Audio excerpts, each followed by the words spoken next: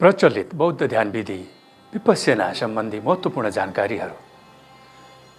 बुद्धद्वारा प्रतिस्थापित र देशित विपश्यना ध्यान विधि सम्बन्धी सूत्रोक्त अर्थ, महत्त्व र प्रयोग विधिहरू।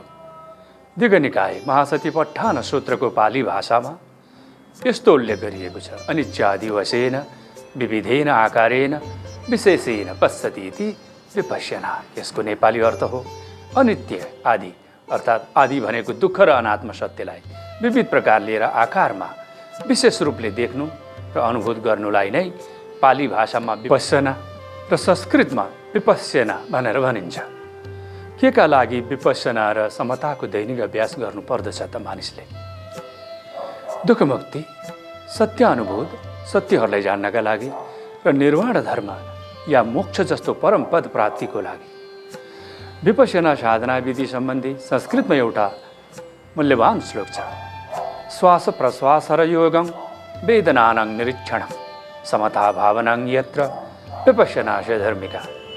नेपालीमा यसको सिधा अर्थ हुन्छ श्वास प्रश्वासको योग, वेदनाहरूको निरीक्षण र साथमा समता भावनाको अभ्यास जहाँ हुन्छ त्यो नै विपश्यना ध्यान हो, सद्धर्मको मार्ग हो।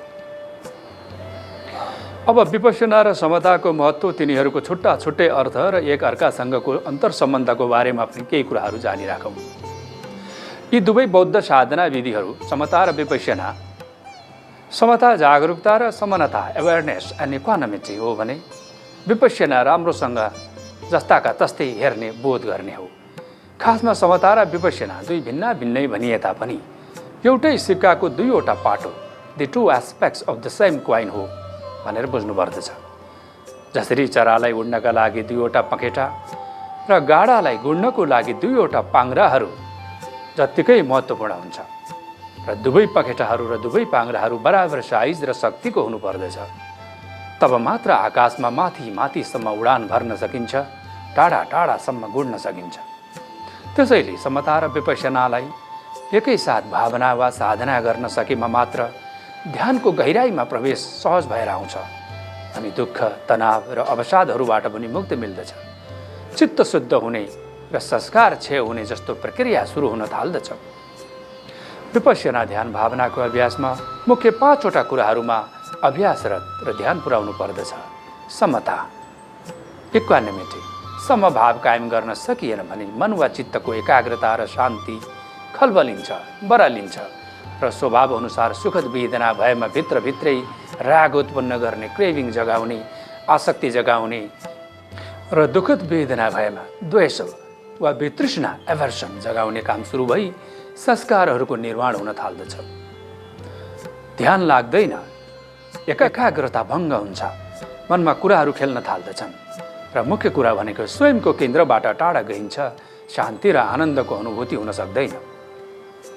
त्यसैले हरदम समभाव वा समता या समता वा बराबर मध्यमा आफूलाई भित्र गहिराइमा कायम गर्दै समभावमा राखेर मात्र विपश्यनाको वा सतिपट्ठानको अन्तर्दृष्टि वा अनुभूति, एक्सपिरियन्स र प्रयोग, एक्सपेरिमेन्ट गर्नुपर्दछ। विपश्यनाको विशेष रूपले हेर्नु, seeing in a particular way या सम्यक दृष्टि, छोटकरीमा अन्तर्ध्यान वा अन्तर्दृष्टि, इन्ट्रोस्पेक्सन र आफू स्वयंको सत्यताको ज्ञान, insight, the knowledge of one self. आफ्नो समग्र शरीरको स्वभाव धर्म, वेदना वा भावना अनि चित्तको स्थिति र अन्तमा साँचो धर्म वा सत्यताको, the true knowledge of one सेल्फको लागि हरदम होस र जागरणमा रहनु वा अवेरनेस कायम गर्नुपर्दछ। पहिलो हो शरीर र मनको सत्यता, फेनोमेननलाई जस्ताको त्यस्तै बोध गर्नु वा जान्नु, see the things as they really are. दोस्रो हो मन वा चित्तलाई विशुद्ध गर्नु, मनमा सङ्ग्रहित संस्कारहरूको क्षय गर्नु, द प्रोसेस अफ अनकन्डिसनिङ। तब मात्र दुःखहरूबाट मुक्ति मिल्दछ। यो नै विपश्यना ध्यान भावनाको प्रमुख उद्देश्य र ध्येय हो। त्यसरी नै अनुपस्सना, आलम्बन वा ध्येय वस्तु, द अब्जेक्ट अफ मेडिटेसन। विपश्यनाको साधनामा जीवित कुराहरूको आलम्बनको साथ लिनुपर्दछ। त्यो भनेको आफ्नै श्वासको स्वाभाविक आवागमन प्रति स्वयंको सूक्ष्मताको केन्द्रमा रहेर आनापानसतिलाई ध्यानको आलम्बन वा ध्येय वस्तु द अब्जेक्ट अफ मेडिटेसन बनाउनु पर्दछ। साथमा कम्मठान या कर्मस्थान, काम गर्ने ठाउँ, द बेसिस अफ मेडिटेसन। त्यो भनेको अशुभ कम्मठान गर्नु हुँदैन, जसमा अभिज्ञानका अर्थात् विज्ञान वा चेतना रहित कर्मस्थान हुनु हुँदैन। शुभ कम्मठान या शुभ कर्मस्थान विज्ञानका अर्थात् चेतनासहितको कर्मस्थान हुनुपर्दछ, जसद्वारा समतापूर्वकको अवलोकन वा दृष्टाधरमा हेर्ने, बोध गर्ने र अनुभूत गर्ने सब्जेक्टिभ एक्सपिरियन्सको सफलतम प्राप्ति हुन जान्छ। त्यो नै शुभ कम्मठान हो। अर्को छ भावना वा ध्यान अभ्यासमा ध्यानको स्थिति। ध्यानलाई पानीको धारा छुटे जसरी खण्डित नभई तेलको धारा छुटे जसरी अखण्डित अनब्रोकन बनाउने अभ्यास गर्नुपर्दछ। ध्यान भावनाको लागि उपयुक्त स्थानको चयन जरुरी हुन्छ। अरण्य गतो वा शून्यागार गतो वा वृक्षमूल गतो वा भनेर भगवान् बुद्धले भन्नुभए जस्तै स्थानको चयन गर्नुपर्दछ। अरण्यक गतो वा भनेको सुनसान गाउँको सिमानादेखि टाढा होहल्लारहित निर्जन स्थान। शून्यागार गतो वा शून्य गुफा कन्दरा जहाँ सियो खसेको पनि चाल पाइने अथवा पिन ड्रप साइलेन्स जस्तो शान्त भएको स्थानमा। वृक्षमूल गतो वा रुखको फेद वा जरानेर गएर अभ्यास गर्नुपर्दछ। तर घरकै कुनै एक शान्त स्थानलाई चयन गरी अरण्यका शून्यागार वृक्षमूल बनाउन सकिन्छ। पछि साधनामा प्रगति गर्दै गएपछि जस्तो सुकै होहल्ला र अशान्त स्थानमा पनि सजिलै ध्यान लाभ गर्ने सामर्थ्य र क्षमताको विकास भएर जान्छ। अरहत्व लाभ गरेपछि त झन् चित्त सदा सदाका लागि खाली शून्य विचाररहित वृत्तिरहित भएर अवस्थित हुन्छ। सम्यक सम्बुद्ध भिक्षुगणहरूलाई स्पष्ट रूपमा सम्झाउनुहुन्छ विपश्यना वा अझ सतिपट्ठानको विषयमा। एकायनो अयं भिक्खवे मग्गो सत्तानं विशुद्धिया शोक परिदेवानं सम्मतिकमाये अट्ठङ्गमाये यायस्य अधिगमाये निब्बानस्य सच्चक्रिया यदिदं चतारो सतिपट्ठान। भिक्षुहरू एउटै मात्र मार्ग छ जसले समग्र रूपमा विशुद्ध बनाउँदछ हाम्रो चित्त चेतसिकहरूलाई, जसले निर्वाण धर्म लाभ गर्नलाई सहायता प्रदान गर्दछ। यो बाहेक अन्य विधि र मार्गहरू त्यति प्रभावकारी छैनन्। निब्बानस्य सच्चक्रिया यदिदं चतारो सतिपट्ठान अर्थात् सतिपट्ठानको 4वटा क्रियाहरू हुन्छन्। देहानुपसन, वेदनानुपसन, चित्तानुपसन र धम्मानुपसन। यी 4 विधिहरूद्वारा सत्य अनुबोधन गरेपछि पञ्चस्कन्ध द 5 एग्रिगेट्सहरू, पहिलोमा रूप स्कन्ध, दोस्रोमा वेदना स्कन्ध, तेस्रोमा संज्ञा स्कन्ध, चौथोमा संस्कार स्कन्ध र पाँचौँमा विज्ञान स्कन्धको विपश्यना गरेर हामीले आत्मा र अनात्माको स्थितिबारे सत्य ज्ञानको प्राप्ति गर्न सक्छौँ। अब विपश्यना र समताको महत्त्व के छ त?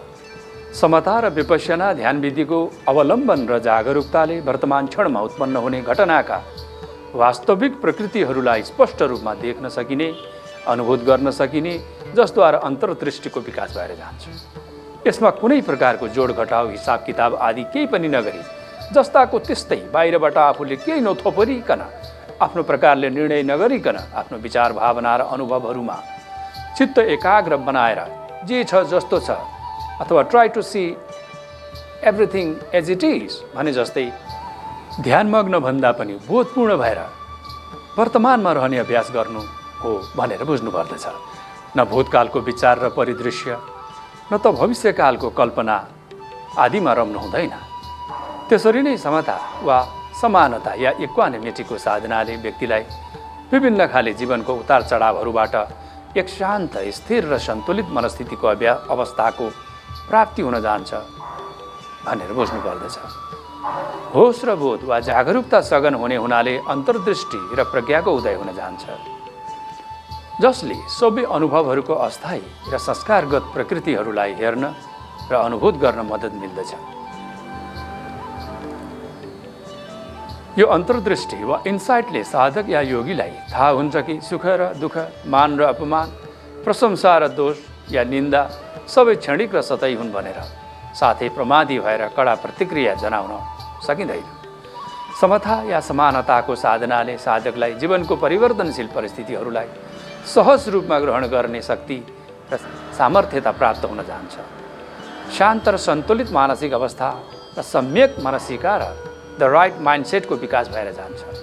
साथमा स्वीकार भाव एक्सेप्टेन्सको पनि विकास भएर जान्छ। दुःख, पीडा, तनाव र अवसादहरू कम हुन्छ।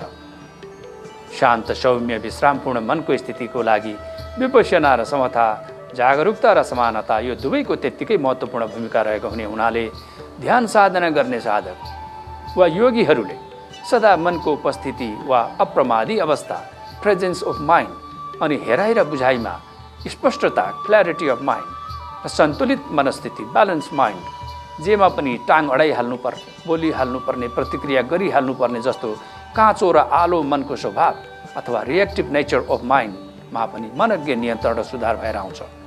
त्यसैले यो विपश्यना र समताको साधना हामीले प्रत्येक दिन गरेमा चित्त शुद्ध भएर उनको साथसाथै हाम्रो मन अति नै सन्तुलित भएर आउँछ। मन शान्त, सन्तुलित र होस सघन हुनु भनेको हाम्रो विधि व्यवहारहरू पनि सम्यक हुनु हो। आजलाई यति। सुखी हो तु, सबै सुखी रहौँ। भवतु सब मङ्गलम, सबैको मङ्गल।